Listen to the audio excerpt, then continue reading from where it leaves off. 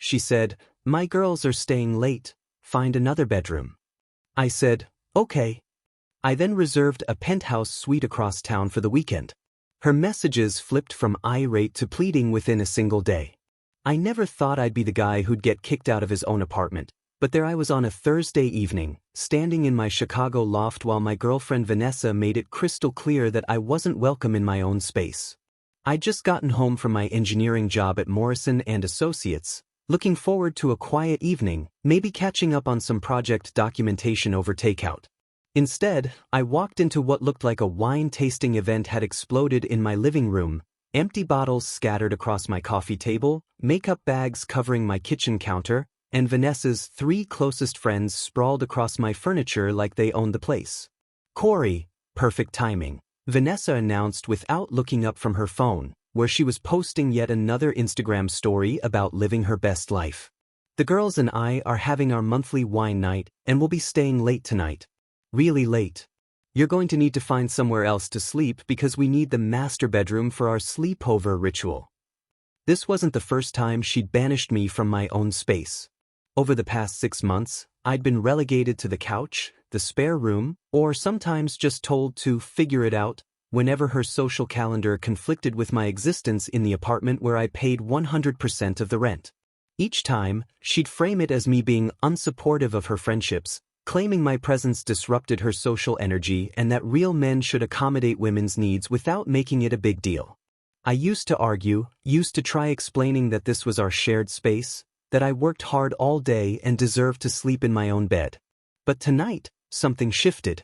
Maybe it was the way she said it so casually, like my comfort was just another minor inconvenience to be managed.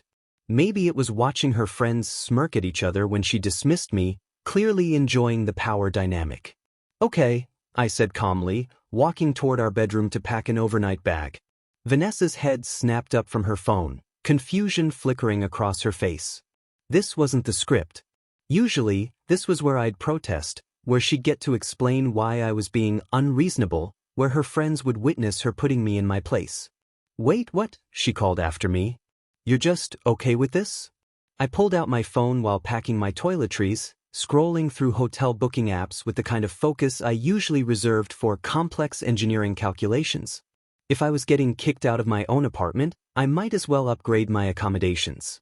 "Yeah, I'm fine with it," I replied, adding a few extra shirts to my bag. "You need space, I'll give you space." The Ritz-Carlton downtown had availability, a penthouse suite with panoramic city views, marble bathroom, and 24-hour room service. Normally, I'd never drop that kind of money on a single night's accommodation, but Vanessa had just made it clear that my comfort didn't matter in my own home. Time to prioritize my comfort somewhere else. As I confirmed the booking, I could hear Vanessa explaining to her friends that I was being weird and passive-aggressive about the situation, that I usually put up more of a fight.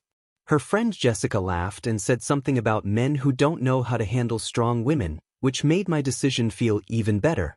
I finished packing, shouldered my bag, and walked back through the living room where 4 pairs of eyes tracked my movement. "So you're really just leaving?" Vanessa asked, standing up from the couch with her wine glass still in hand. "You said you needed the space. I'm giving you exactly what you asked for." I headed toward the door, car keys in hand.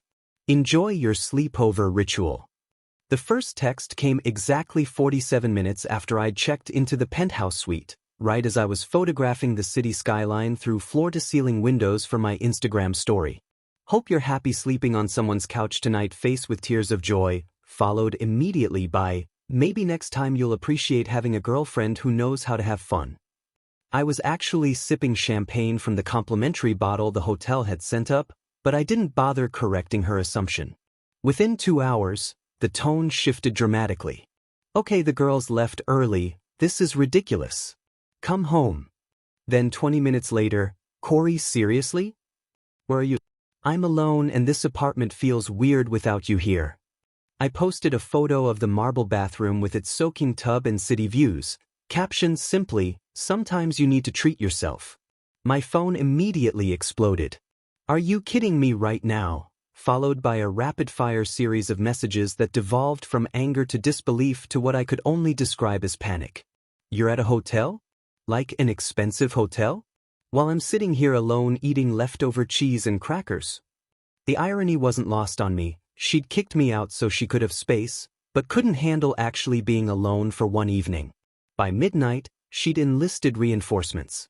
My phone buzzed with a call from her sister Brooklyn, who launched into an immediate guilt trip about how I was abandoning my responsibilities and emotionally punishing Vanessa for having friendships. She's crying, Corey. Actually crying. Don't you care about her feelings at all? Brooklyn demanded, as if Vanessa's tears could somehow rewrite the fact that she'd literally told me to find somewhere else to sleep. She asked me to leave, so I left. I explained patiently while ordering room service. A perfectly prepared ribeye that would arrive within 30 minutes. No arguments about wanting to split an appetizer instead. She wanted space, she got space. Not like this. She meant like, go watch TV in the living room or something. She didn't mean disappear to some fancy hotel and post about it on social media. So I was supposed to read her mind and understand that find somewhere else to sleep didn't actually mean find somewhere else to sleep. Classic. The texts from Vanessa continued throughout the night, each one more desperate than the last. 2:17 a.m., I made you breakfast for tomorrow morning. Your favorite pancakes with blueberries. I'd been with her for 2 years and she'd never once made breakfast. We always grabbed coffee and bagels from the place downstairs. 2:23 a.m. I'm sorry if I hurt your feelings. I didn't mean to make you feel unwelcome. We just need better communication. 2:31 a.m. Please come home. I promise we can work on this together. I value you and our relationship so much. By morning, I'd received 31 messages ranging from threats, don't expect me to be here when you decide to crawl back, to love bombing, you're the most important person in my life and I was stupid to make you feel otherwise, to bizarre bribes. I'll let you pick our next 3 date night restaurants and I won't complain about the prices. The most telling message came at 6:18 a.m. I can't believe you're making me feel this anxious over something so small. This is emotional abuse and manipulation. Real partners don't abandon each other like this. Emotional abuse. For leaving when she told me to leave. For treating myself well when she'd made it clear my comfort didn't matter. I screenshotted that particular message. Something told me I'd need evidence of her version of reality later. The lobby siege began at 11:43 a.m. on Friday, right as I was finishing my spa appointment and contemplating whether to extend my stay another night. My phone rang with an unknown number, and when I answered, I heard the polished voice of hotel security. Mr. Morrison? We have a young woman in our lobby claiming to be your fiancé. She says there's a family emergency and she needs immediate access to your suite. I could hear Vanessa's voice in the background, high-pitched and dramatic, explaining to someone that I was having a mental breakdown, and she needed to provide emotional support during this crisis. The security officer sounded apologetic but professional. She doesn't have identification matching your reservation, and she's becoming increasingly agitated. She's demanding we give her a key card and threatening to call the police if we don't comply. I'm not engaged to anyone, I told him calmly. There's no family emergency. She's my ex-girlfriend who told me to leave my own apartment, and apparently she's not handling my absence well. What followed was 4 hours of psychological warfare waged in the marble lobby of one of Chicago's most prestigious hotels. According to the front desk manager who called me with updates, Vanessa had positioned herself strategically near the elevators, intercepting random guests to tell them about her mentally unstable boyfriend who was holding himself hostage upstairs. She'd ordered $17 worth of coffee and pastries from the lobby cafe, then tried to pay with a credit card that was declined twice before she finally found cash in her purse. The real entertainment came when she attempted to convince other hotel guests that I was dangerous and needed intervention. A businessman from Dallas apparently listened politely to her 5-minute explanation about emotional abuse and financial manipulation before asking, "Ma'am, if he's so terrible, why are you trying so hard to get back to him?" That question sent her into a meltdown that required 3 hotel staff members to manage. She demanded to speak to the general manager, threatened to post negative reviews on every travel website, and at one point actually called 911 to report a kidnapping herself by me apparently, even though I was peacefully enjoying lunch in my suite while she was free to leave at any time. The police call was brief. When officers arrived and asked for details, Vanessa couldn't explain how someone could be kidnapped while sitting in a hotel lobby making phone calls and harassing other guests. Security finally escorted her out around 4:30 p.m., but not before she'd made one final power play that revealed exactly how her mind worked. She'd somehow gotten access to my credit card alerts, probably from that time I'd asked her to check my phone while I was driving, and called my bank to report suspicious activity on my account. Yes, my boyfriend is spending thousands of dollars on hotel rooms and spa treatments. I could hear her telling the fraud department when they called to verify. This isn't normal behavior for him. He's clearly been compromised mentally or financially. The bank representative who called me back was thoroughly confused. Sir, your girlfriend reported that someone was forcing you to spend money on luxury accommodations against your will. She seemed to think you were being held against your will and coerced into these purchases. I had to explain that no, I was voluntarily treating myself well for the first time in months, and yes, I was mentally competent to spend my own money on my own comfort. That evening, while I was enjoying dinner at the hotel's rooftop restaurant, Vanessa took nuclear action. My neighbor Trevor texted me a photo that made my blood run cold. Maintenance workers changing the locks on my apartment door, with Vanessa supervising and checking items off a list on her phone. The photo Trevor sent showed Vanessa directing the locksmith like she was conducting an orchestra, pointing at my door and gesturing emphatically while the poor guy just tried to do his job. I immediately called my landlord, who sounded confused and slightly irritated. Your girlfriend said you'd moved out and abandoned the property.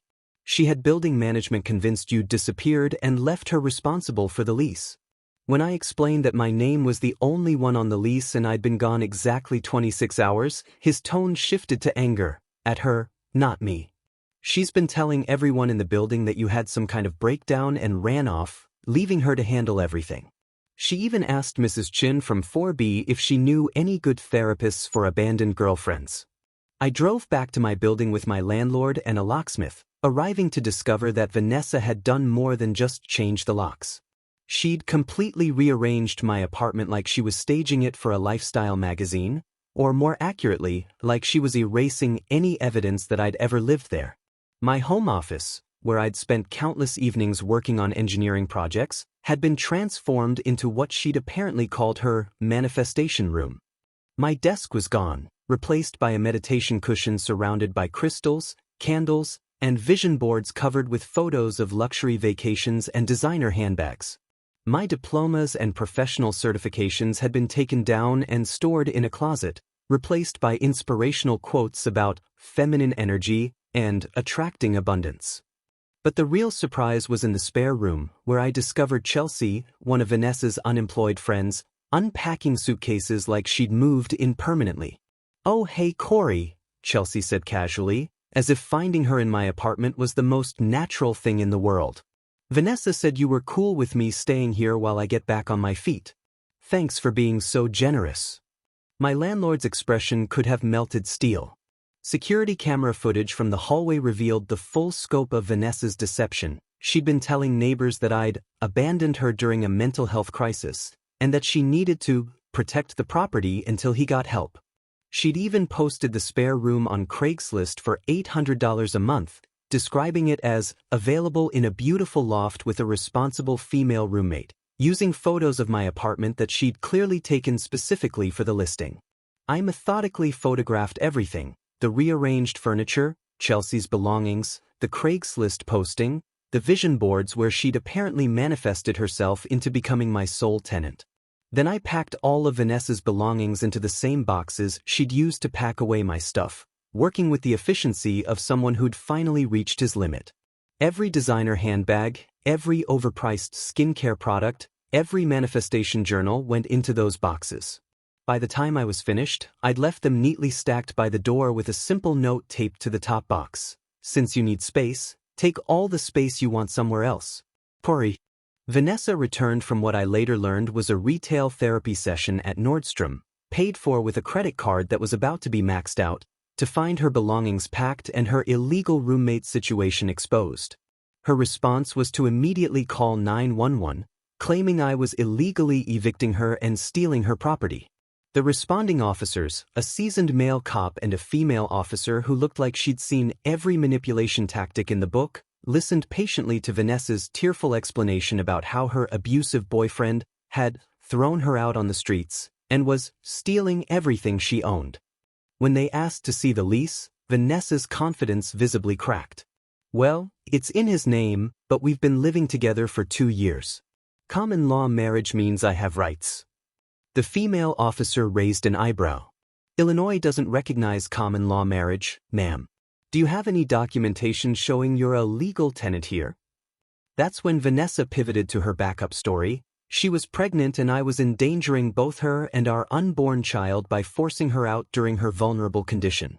She even managed to produce tears on command, clutching her stomach dramatically. He's abandoning his pregnant girlfriend because I asked him to be more supportive of my friendships. I calmly pulled out my phone and showed the officers the pharmacy receipts from the previous week, birth control pills that I'd picked up for her because she'd claimed she was too busy with work to go herself. I also mentioned that we hadn't been intimate in 2 months because she'd been constantly criticizing everything from my career ambitions to my choice of breakfast cereal. The male officer examined the text messages I'd screenshotted, reading aloud her demand that I find somewhere else to sleep, and her subsequent angry messages about me actually leaving. The female officer was barely suppressing laughter as Vanessa's story crumbled in real time. So let me understand this correctly, the female officer said slowly. You told him to leave, he left, you changed his locks while he was gone, moved your friend into his apartment without permission, then called us when he came back to his own home and asked you to leave? Vanessa tried one final desperate gambit, claiming I was mentally unstable and had been acting erratically for weeks. She demanded the officers conduct a wellness check and suggested I needed psychiatric evaluation. He spent thousands of dollars on a hotel room just to spite me, she told them earnestly. Normal people don't do that. He clearly needs help. The male officer looked at me with something that might have been respect. Sir, did you enjoy your hotel stay?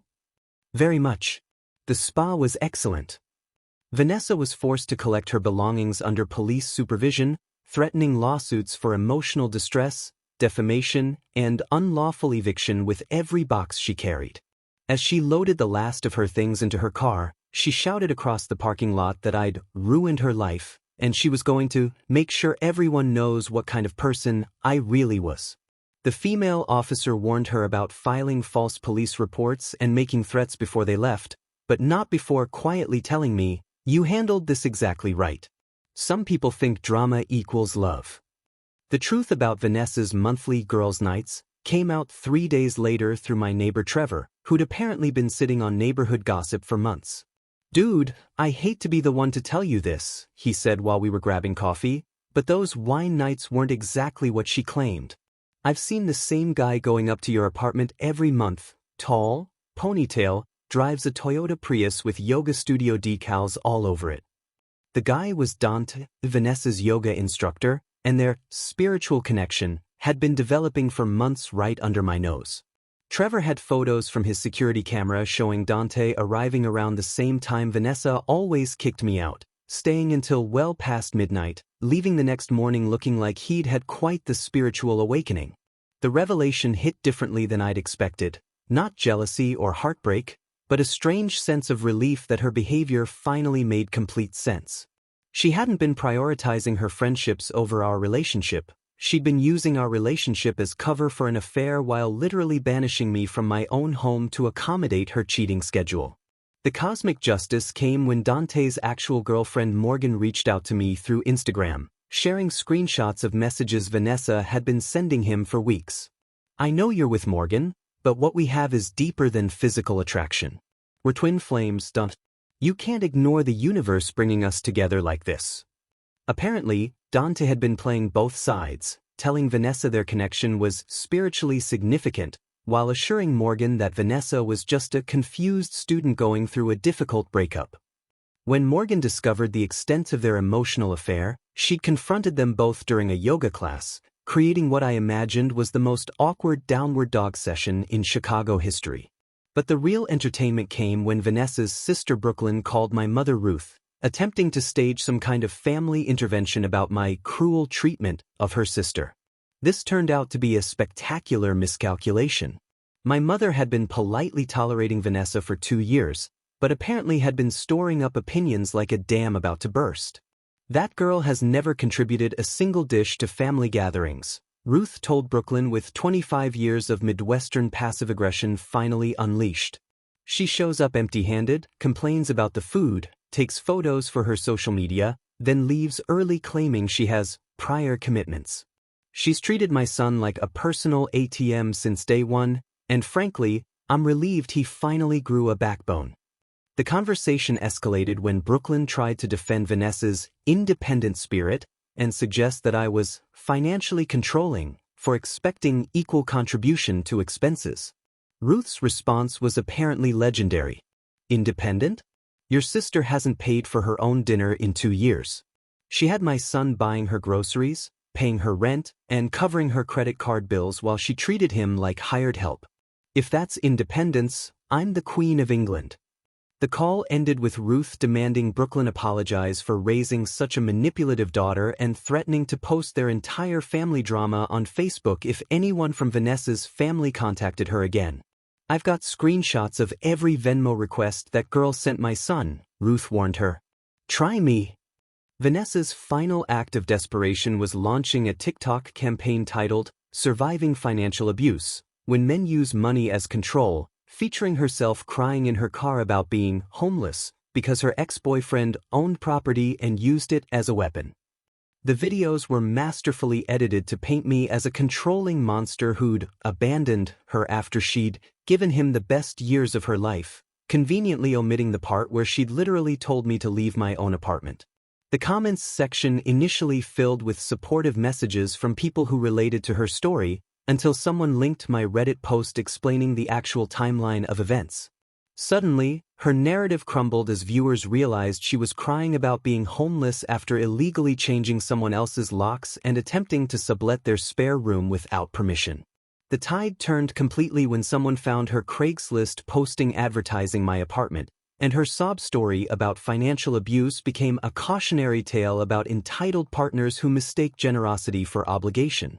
Not content with just social media vindication, Vanessa sent me an itemized bill for $3,847, breaking down her relationship coaching services at $50 per hour for emotional availability and girlfriend duties, plus charges for home maintenance coordination and social event planning.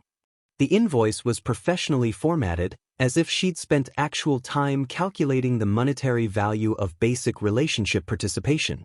I responded with my own detailed invoice covering 2 years of financial support, $31,200 itemizing rent contributions, utilities, groceries, restaurant bills, her credit card payments, spa treatments, designer clothing, and the vacation to Miami where she'd insisted on 5-star everything while contributing exactly $0. I also included a line item for accommodation fees during girls' nights, $4,800, representing all the hotel costs from the times she'd banished me from my own home. The math was devastating and absolutely accurate. Her romantic subplot with Dante ended predictably when she showed up at his yoga studio demanding closure and acknowledgement of their spiritual connection. Dante, apparently having learned that mixing business with pleasure creates liability issues, banned her from the studio and blocked her on all social media platforms. His girlfriend Morgan, meanwhile, had started her own TikTok series about yoga instructors who prey on vulnerable students, featuring Vanessa as a case study in manipulation tactics without naming her directly. Currently, Vanessa is staying with her mother in a cramped 2-bedroom apartment 40 minutes outside the city, sleeping on a living room futon and paying $400 monthly rent to a woman who makes her wash dishes immediately after meals and has imposed a 10 p.m. curfew. Meanwhile, I've been dating Sophia, a veterinary surgeon who insisted on splitting our first dinner check, has never once suggested I accommodate her friends by leaving my own home, and actually gets excited when I share engineering projects with her. She makes more money than I do, has her own downtown condo, and treats our relationship like a partnership rather than a financial opportunity. Last weekend, she surprised me with reservations at the same Ritz-Carlton penthouse suite where this whole situation started, joking that she wanted to see what all the TikTok drama was about. The $4,800 I spent that weekend wasn't just money, it was the best investment I ever made in learning my own worth and discovering that being alone is infinitely better than being with someone who sees you as a human ATM.